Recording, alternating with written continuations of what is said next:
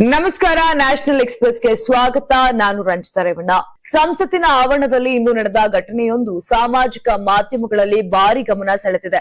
ಸದಾ ಒಬ್ಬರ ಮೇಲೆ ಒಬ್ಬರು ಕೆಸರೆರಚಿಕೊಳ್ಳುತ್ತಿದ್ದಂತ ಪ್ರಧಾನಿ ನರೇಂದ್ರ ಮೋದಿ ಮತ್ತು ರಾಹುಲ್ ಗಾಂಧಿ ಇಂದು ಬಹಳ ಆತ್ಮೀಯವಾಗಿ ಮಾತುಕತೆ ನಡೆಸಿದ ವಿಡಿಯೋ ಒಂದು ವೈರಲ್ ಆಗಿದೆ.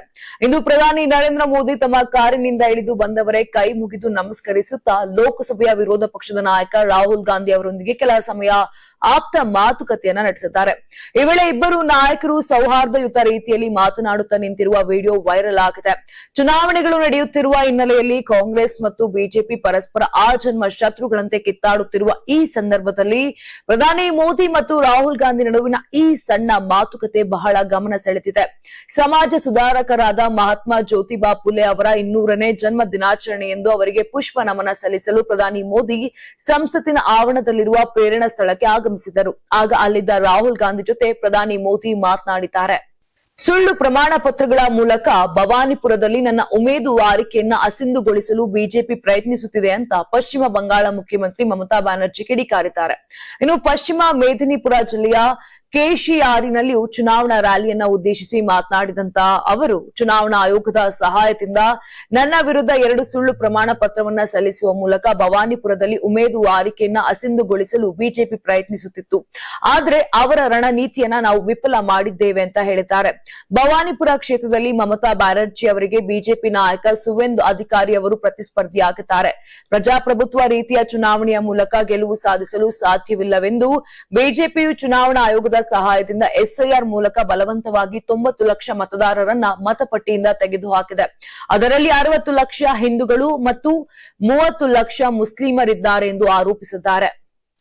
ಟಿವಿಕೆ ಪಕ್ಷ ಸ್ಥಾಪನೆ ಮೂಲಕ ತಮಿಳುನಾಡು ವಿಧಾನಸಭಾ ಚುನಾವಣೆ ಎದುರಿಸಿರುವ ನಟ ವಿಜಯ್ ತಮ್ಮ ಸಿನಿಮಾ ಉದ್ಯಮದ ಗೆಳೆಯನಾಗಿರುವ ನಟ ಶ್ರೀನಾಥ್ ಅವರಿಗೂ ಟಿಕೆಟ್ ನೀಡಿದ್ದು ತೂತುಕುಡಿ ವಿಧಾನಸಭಾ ಕ್ಷೇತ್ರದಿಂದ ಕಣಕ್ಕೆ ಇಳಿಸಿದ್ದಾರೆ. ಈ ಕ್ಷೇತ್ರದಲ್ಲಿ ಡಿಎಂಕೆ ಮತ್ತು ಎಐಎಡಿಎಂಕೆ 2 ಹಿರಿಯ ನಾಯಕರು ಕಣದಲ್ಲಿದ್ದು ಇದು ಸಾಕಷ್ಟು ಜಟಾಪಟಿ ಹೊಂದಿರುವ ಕ್ಷೇತ್ರವಾಗಿದ್ದು ಶ್ರೀನಾಥ್ ಗೆಲುವು ಸುಲಭವಾಗಿಲ್ಲ. ಆದ್ರೆ ನಟ ವಿಜಯ್ ಮಾತ್ರ ತಮ್ಮ ಗೆಳೆಯನ ಸ್ಟಾರ್ಡಮ್ ಮೇಲೆ ನಂಬಿಕೆ ಇಟ್ಟು ಅವರನ್ನ ಕಣಕ್ಕೆ ಇಳಿಸಿದ್ದಾರೆ. ಕ್ಷೇತ್ರದಲ್ಲಿ ಸ್ಪರ್ಧಿಸುತ್ತಿರುವ ಕುರಿತು ಮಾತನಾಡಿರುವಂತಹ ಶ್ರೀನಾಥ್ ಇಲ್ಲಿನ ಜನರೊಂದಿಗೆ ಭಾವನಾತ್ಮಕ ಸಂಬಂಧ ಹೊಂದಿರುವುದಾಗಿ ತಿಳಿಸಿದ್ದಾರೆ. ಶ್ರೀನಾಥ್ ವಿರುದ್ಧ ಕಣದಲ್ಲಿ ಡಿಎಂಕೆ ಅಭ್ಯರ್ಥಿ ಗೀತಾ ಜೀವನ್ ಇದ್ದು ಸದ್ಯ ಸರ್ಕಾರದಲ್ಲಿ ಇವರು ಸಚಿವರಾಗುತ್ತಾರೆ. ಜೊತೆಗೆ ಎಐಎಡಿಎಂಕೆಯಿಂದ 2011ರಲ್ಲಿ ಈ ಸ್ಥಾನವನ್ನ ಗೆಲುವು ಕಂಡಿದ್ದ ಮಾಜಿ ಸಚಿವ ಎಸ್ಟಿ ಚಲ್ಲಪಾಂಡಿಯನ್ ಕೂಡ ಪ್ರಬಲ ಸ್ಪರ್ಧಿಯಾಗುತ್ತಾರೆ. ಈ ಪ್ರಬಲ ಸ್ಪರ್ಧೆ ಕುರಿತು ಮಾತನಾಡಿರುವ ಶ್ರೀನಾಥ್ ಯಾವುದೇ ಹಾಲಿ ಸಚಿವರು ಮತ್ತು ಮಾಜಿ ಸಚಿವರನ್ನ ಎದುರಿಸಲು ನಾವು ಸಿದ್ಧರಿದ್ದೇವೆ. 2026ರಲ್ಲಿ ಎಲ್ಲಾ ಪರಿಸ್ಥಿತಿ ಬದಲಾಗಲಿದೆ ಅಂತ ಹೇಳಿದ್ದಾರೆ. ತೆಲಂಗಾಣ ಸರ್ಕಾರವು ಈ ವರ್ಷ ಮಹಿಳೆಯರಿಗೆ ಉಚಿತ ಸೀರೆ ವಿತರಣಾ ಯೋಜನೆಯನ್ನ ಮುಂದುವರಿಸಲು ನಿರ್ಧರಿಸಿದೆ. ಈ ಬಾರಿ ಸೀರೆಗಳಿಗೆ ಹೊಸ ಬಣ್ಣ ಮತ್ತು ವಿನ್ಯಾಸವನ್ನ ಪರಿಚಯಿಸುತ್ತಿದೆ. ತೆಲಂಗಾಣ ಸರ್ಕಾರವು ಹಿಂದಿನ ಬಾರಿ ವಿತರಿಸಲಾದ ನೀಲಿ ಸೀರೆಗಳ ಬದಲು ಗಿಳಿ ಹಸಿರು ಸೀರೆಗೆ ಕೆಂಪು ಜರಿ ಇರುವ ಸೀರೆಗಳನ್ನ ನೀಡಲು ನಿರ್ಧರಿಸಿದೆ. ಈ ಯೋಜನೆಯಲ್ಲಿ ನವೀಕರಿಸಿದ ವಿನ್ಯಾಸಗಳನ್ನ ಪರಿಚಯಿಸಲು ಈ ಬದಲಾವಣೆಯನ್ನ ಮಾಡಲಾಗಿದೆ ಅಂತ ಅಧಿಕಾರಿಗಳು ತಿಳಿಸಿದ್ದಾರೆ.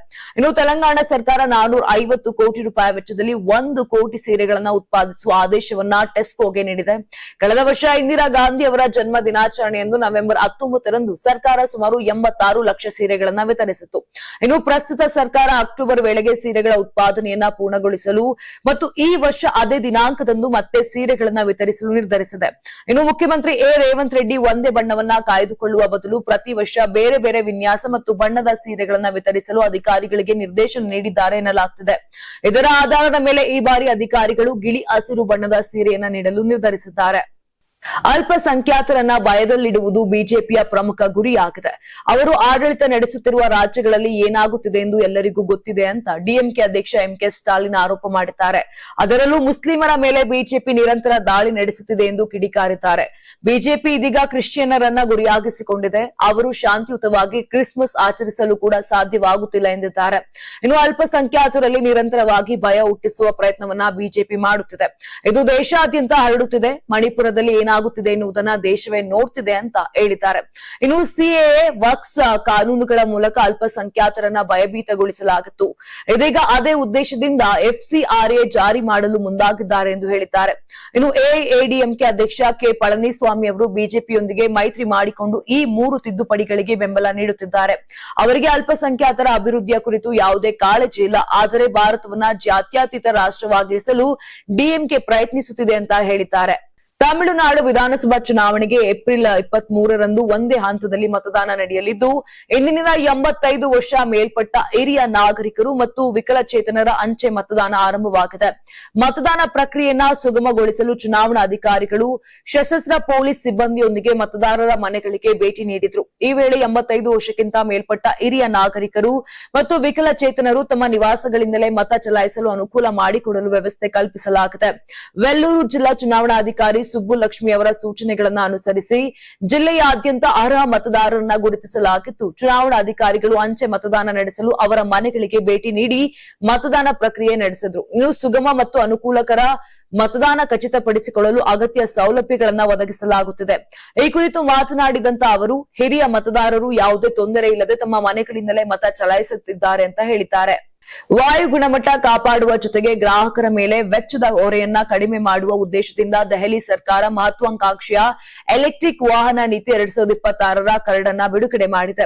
ಈ ಬೃಹತ್ ಯೋಜನೆ ಘೋಷಿಸಿದ ಮುಖ್ಯಮಂತ್ರಿ ರೇಖಾ ಗುಪ್ತಾ, ಇನ್ನು ಮುಂದೆ ದೆಹಲಿಯ ರಸ್ತೆಗಳಲ್ಲಿ ಹೊಗೆಯಲ್ಲ, ವಿದ್ಯುತ್ ಚಲಿಸುತ್ತದೆ ಎಂದು ಸ್ಪಷ್ಟಪಡಿಸಿದ್ದಾರೆ. ಈ ಉದ್ದೇಶಕ್ಕಾಗಿ ಸರ್ಕಾರ 3,954.25 ಕೋಟಿಗಳ ಭಾರಿ ಬಜೆಟ್ ನಿಗದಿಪಡಿಸಿದೆ. ದೆಹಲಿ ಸರ್ಕಾರವು ತನ್ನ ಹೊಸ ವಿದ್ಯುತ್ ವಾಹನ ನೀತಿಯ ಕರಡನ್ನ ಸಾರ್ವಜನಿಕರಿಗೆ ಬಿಡುಗಡೆ ಮಾಡಿತು. ಅದನ್ನು ಜಾರಿಗೆ ತರುವ ಮೊದಲು ನಾಗರಿಕರು ಮತ್ತು ತಜ್ಞರಿಂದ ಸಲಹೆಗಳು ಮತ್ತು ಪ್ರತಿಕ್ರಿಯೆಗಳನ್ನು ಆಹ್ವಾನಿಸಿದೆ. ಸಾರ್ವಜನಿಕರ ಅಭಿಪ್ರಾಯಗಳನ್ನು ಆಧರಿಸಿ ಅಗತ್ಯ ಬದಲಾವಣೆಗಳನ್ನು ಸೇರಿಸಿದ ನಂತರ ನೀತಿಯನ್ನು ಅಂತಿಮಗೊಳಿಸಲಾಗುವುದು ಅಂತ ಅಧಿಕಾರಿಗಳು ತಿಳಿಸಿದ್ದಾರೆ. ವಿದ್ಯುತ್ ವಾಹನಗಳ ಖರೀದಿ ಮತ್ತು ಬಳಕೆಯನ್ನು ಉತ್ತೇಜಿಸುವ ಮೂಲಕ ನಗರದಲ್ಲಿ ವಾಹನ ಮಾಲಿನ್ಯವನ್ನ ಕಡಿಮೆ ಮಾಡುವುದು ಇದರ ಉದ್ದೇಶವಾಗಿದೆ. ಪ್ರಧಾನಿ ನರೇಂದ್ರ ಮೋದಿ ಅವರ ಭದ್ರತೆಗೆ ಧಕ್ಕೆ ತರುವಂತಹ ಬೆದರಿಕೆ ಸಂದೇಶ ಕಳುಹಿಸಿದ ಆರೋಪದ ಮೇಲೆ ಬಿಹಾರದ ಬಕ್ಸರ್ ಜಿಲ್ಲೆಯಲ್ಲಿ ಒಬ್ಬ ವ್ಯಕ್ತಿಯನ್ನ ಬಂಧಿಸಲಾಗಿದೆ ಎಂದು ಪೊಲೀಸರು ತಿಳಿಸಿದ್ದಾರೆ. ಈತ ಅಮೆರಿಕದ ಗುಪ್ತಚರ ಏಜೆನ್ಸಿ ಸಿಐಎಗೆ ಸಂದೇಶ ಕಳುಹಿಸಿದ್ದ. ಇನ್ನು ಬಂಧಿತ ಆರೋಪಿಯನ್ನ ಸಿಮ್ರಿ ಪ್ರದೇಶದ ಅಮಲ್ ಕುಮಾರ್ ತಿವಾರಿ ಎಂದು ಗುರುತಿಸಲಾಗಿದೆ. ಕೆಲವು ಸಮಯದಿಂದ ಇಂಟರ್ನೆಟ್ ಮೂಲಕ ವಿದೇಶದಲ್ಲಿರುವ ಅನುಮಾನಾಸ್ಪದ ವ್ಯಕ್ತಿಗಳೊಂದಿಗೆ ಆರೋಪಿ ಸಂಪರ್ಕದಲ್ಲಿದ್ದ. ಅವರು ಪ್ರಧಾನಿ ಮತ್ತು ಅವರ ಕಚೇರಿಗೆ ಸಂಬಂಧಪಟ್ಟಂತ ಮಾಹಿತಿಯನ್ನ ಮಾರಾಟ ಮಾಡಲು ಪ್ರಯತ್ನಿಸುತ್ತಿದ್ದ. ಇದು ರಾಷ್ಟ್ರೀಯ ಭದ್ರತೆಯ ದೃಷ್ಟಿಕೋನದಿಂದ ನಿರ್ಣಾಯಕ ಪ್ರಾಮುಖ್ಯತೆಯನ್ನ ಹೊಂದಿದೆ. ಆರೋಪಿಯು ಈ ಮಾಹಿತಿಗೆ ಪ್ರತಿಯಾಗಿ ಭಾರಿ ಮೊತ್ತದ ಹಣವನ್ನ ಬೇಡಿಕೆ ಇಡುತ್ತಿದ್ದ ಎನ್ನಲಾಗಿದೆ. ಆರೋಪಿಯನ್ನು ಬಂಧಿಸಿ ಆತನ ಕಚೇರಿಯಿಂದ ಲ್ಯಾಪ್ಟಾಪ್, ಮೊಬೈಲ್ ಫೋನ್ಗಳು ಮತ್ತು ಇತರ ಡಿಜಿಟಲ್ ಪುರಾವೆಗಳನ್ನ ಪೊಲೀಸರು ವಶಪಡಿಸಿಕೊಂಡಿದ್ದಾರೆ. ಇನ್ನು ವಶಪಡಿಸಿಕೊಂಡಂತ ಮೊಬೈಲ್ ಫೋನ್ನಲ್ಲಿ ಬಹು ವರ್ಚುವಲ್ ಖಾಸಗಿ ನೆಟ್ವರ್ಕ್ಗಳು ಮತ್ತು ಕೆಲವು ಅಪ್ಲಿಕೇಶನ್ಗಳನ್ನ ಪತ್ತೆಯಾಗಿದೆ. ಇವುಗಳನ್ನ ಡಾರ್ಕ್ ವೆಬ್ ಪ್ರವೇಶಿಸಲು ಬಳಸಲಾಗುತ್ತಿತ್ತು ಎಂದು ಪೊಲೀಸರು ತಿಳಿಸಿದ್ದಾರೆ. ಮದುವೆಗೆ ನಿರಾಕರಣೆ ಮಾಡಿದ್ದಕ್ಕಾಗಿ ಯುವತಿಗೆ ತಿಂಗಳ ಹಿಂದೆ ವ್ಯಕ್ತಿಯೊಬ್ಬ HIV ಪಾಸಿಟಿವ್ ರಕ್ತ ಇಂಜೆಕ್ಟ್ ಮಾಡಿದ್ದ. ಘಟನೆಯಿಂದ ಭೀತಿಗೆ ಒಳಗಾಗಿದ್ದ ಯುವತಿ ಆತ್ಮಹತ್ಯೆ ಮಾಡಿಕೊಂಡಿದ್ದಾಳೆ. ಇನ್ನು ಮಾರ್ಚ್ 11ರಂದು ಈ ಘಟನೆ ನಡೆದಿತ್ತು. ಆರೋಪಿ ಮನೋಹರ್ ಎಂಬಾತ ಯುವತಿಗೆ ಮನೆಯಲ್ಲಿ ಬಲವಂತವಾಗಿ ತನ್ನ HIV ಸೋಂಕಿತ ರಕ್ತವನ್ನ ಇಂಜೆಕ್ಟ್ ಮಾಡಿದ್ದ. ಆರೋಪಿ ಜೊತೆ ಯುವತಿ ಮದುವೆ ನಿರಾಕರಣೆ ಮಾಡಿದ್ದಕ್ಕಾಗಿ ಈ ಕೃತ್ಯ ಎಸಗಿದ್ದ. ಆರೋಪಿ ಮನೋಹರ್ ಮತ್ತು ಯುವತಿ ಸಂಬಂಧಿಕರು ಆತನ ಜೊತೆ ತಮ್ಮ ಮಗಳ ಮದುವೆ ಮಾಡಲು ಪೋಷಕರು ಮೊದಲೇ ಯೋಜಿಸಿದ್ದರು. ಆದರೆ ಆರೋಪಿಯ ಪೋಷಕರು HIV ಪೀಡಿತರಾಗಿದ್ದರು. ಯುವತಿಯ ಪೋಷಕರು ಕಳೆದ ವರ್ಷ ಸೆಪ್ಟೆಂಬರ್ನಲ್ಲಿ ಹುಡುಗನಿಗೂ ವೈರಸ್ ಪರೀಕ್ಷೆ ಮಾಡಿಸಿದ್ದರು. ಅದರಲ್ಲಿ ಅವನಿಗೂ ಸೋಂಕು ಇರುವುದು ದೃಢಪಟ್ಟಿತು. ಯುವತಿ ತಕ್ಷಣ ಮದುವೆಯನ್ನ ರದ್ದುಗೊಳಿಸಿದಳು. ಇದರಿಂದ ಕುಪಿತಗೊಂಡು ಆರೋಪಿ ಆಕೆಗೆ HIV ಇಂಜೆಕ್ಷನ್ ನೀಡಿದ್ದಾನೆ. ಪೊಲೀಸರು ಆರೋಪಿಯನ್ನ ಬಂಧಿಸಿದ್ದಾರೆ. ವೃಂದಾವನದ ಯಮುನಾದಲ್ಲಿ ಪಂಜಾಬ್ನಿಂದ ಬಂದ ಪ್ರವಾಸಿಗರನ್ನ ಕರೆದೊಯ್ಯುತ್ತಿದ್ದಂತ ಬೋಟ್ ಮಗುಚಿ 10 ಮಂದಿ ಸಾವನ್ನಪ್ಪಿದ್ದು 22 ಜನರು ಗಾಯಗೊಂಡಿದ್ದಾರೆ. ಇನ್ನು 5 ನಾಪತ್ತೆಯಾಗಿದ್ದಾರೆ. ಕೆಸಿ ಘಾಟ್ ಬಳಿ ಪ್ರವಾಸಿಗರನ್ನ ಹೊತ್ತೊಯ್ಯುತ್ತಿದ್ದ ಬೋಟ್ ಆಳವಾದ ನೀರಿಗೆ ಹೋಗಿ ತೇಲುವ ಫಾಂಟೂನ್ಗೆ ಡಿಕ್ಕಿ ಹೊಡೆದು ಈ ದುರಂತ ಸಂಭವಿಸಿದೆ. ನೀರಿನ ಮಟ್ಟ ಏರಿಕೆಯಿಂದಾಗಿ ಇತ್ತೀಚೆಗೆ ಈ ಪ್ರದೇಶದಲ್ಲಿ ಒಂದು ಫಾಂಟೂನು ಸೇತುವೆಯನ್ನ ತೆರವುಗೊಳಿಸಲಾಗಿತ್ತು. ಕೆಲವು ಫಾಂಟೂನು ಡ್ರಮ್ಗಳು ನದಿಯಲ್ಲಿ ಉಳಿದಿವೆ ಎಂದು ಅಧಿಕಾರಿಗಳು ತಿಳಿಸಿದ್ದಾರೆ. ಅವುಗಳಲ್ಲಿ ಒಂದು ಈ ಬೋಟ್ಗೆ ಡಿಕ್ಕಿ ಹೊಡೆದಿದೆ ಎಂದು ಶಂಕಿಸಲಾಗಿದೆ. ಇನ್ನು ಪಂಜಾಬ್ ಮುಖ್ಯಮಂತ್ರಿ ಭಗವಂತ್ ಮಾನ್ ಅವರು ಉತ್ತರ ಪ್ರದೇಶದ ಮುಖ್ಯಮಂತ್ರಿ ಯೋಗಿ ಆದಿತ್ಯನಾಥ್ ಅವರೊಂದಿಗೆ ಮಾತನಾಡಿ ಸಾಧ್ಯವಿರುವ ಎಲ್ಲ ಬೆಂಬಲವನ್ನ ನೀಡುವುದಾಗಿ ಭರವಸೆ ನೀಡಿದ್ದಾರೆ. ಪರಿಹಾರ ಮತ್ತು ರಕ್ಷಣಾ ಕಾರ್ಯಾಚರಣೆಗಳಿಗಾಗಿ ಭಗವಂತ್ ಮಾನ್ ಉತ್ತರ ಪ್ರದೇಶ ಸರ್ಕಾರದೊಂದಿಗೆ ನಿರಂತರ ಸಂಪರ್ಕದಲ್ಲಿದ್ದಾರೆ. ಎಸ್, ನೋಡಿದ್ರಲ್ಲ, ಇದಿಷ್ಟು ಆಗಿತ್ತು ಇಂದಿನ ದೇಶದ ಪ್ರಮುಖ ಸುದ್ದಿಗಳು. ನಾಳೆ ಮತ್ತೆ ಇದೇ ರೀತಿಯಾಗಿ ನ್ಯಾಷನಲ್ ಎಕ್ಸ್ಪ್ರೆಸ್ ನಲ್ಲಿ ಭೇಟಿ ಆಗೋಣ. ಅಲ್ಲಿವರೆಗೂ ನೋಡ್ತಾ ಇರಿ ಕರ್ನಾಟಕ ಟಿವಿ, ಇದು ಕನ್ನಡಿಗರ ಧ್ವನಿ. ನೀವು ಸಣ್ಣ ಆಗ್ಬೇಕಲ್ವಾ? ಅದು ಒಂದು ಉತ್ತಮ ಆಹಾರದಿಂದ ಸಣ್ಣ ಆಗ್ಬೇಕಲ್ವಾ? ಪ್ರತಿದಿನ ನಮ್ಮ ಜೀನಿ ಸ್ಲಿಮ್ ನ ಯೂಸ್ ಮಾಡಿ ಯಾವುದೇ ಸೈಡ್ ಎಫೆಕ್ಟ್ ಇಲ್ದಂಗೆ ನೀವು ಸಣ್ಣ ಆಗ್ತೀರಾ.